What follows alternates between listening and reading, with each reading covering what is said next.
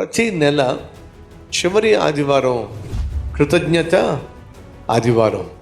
కాబట్టి కృతజ్ఞత ఆదివారం కనుక కృతజ్ఞత కలిగి ఈ నెలంతా దేవుడు మనల్ని కాపాడినందుకు కృతజ్ఞతలు తెలియజేద్దాం.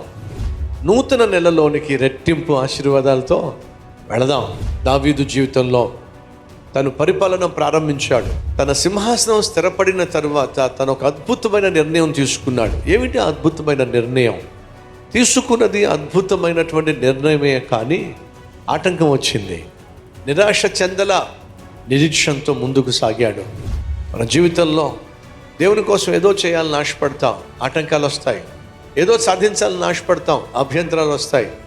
నిరాశ చెందటం వల్ల నీరుగారిపోతాం. మరి ఏం కావాలి? నిరీక్షణ కావాలి. దావీదు జీవితంలో నుంచి అదే మనం నేర్చుకోబోతున్నాం. వచ్చే ఆదివారం బహుశక్తివంతమైన సందేశాన్ని మీరు వినబోతున్నారు కాబట్టి ఏ ఒక్కరు మిస్ కావద్దని మనం చేస్తున్నాం.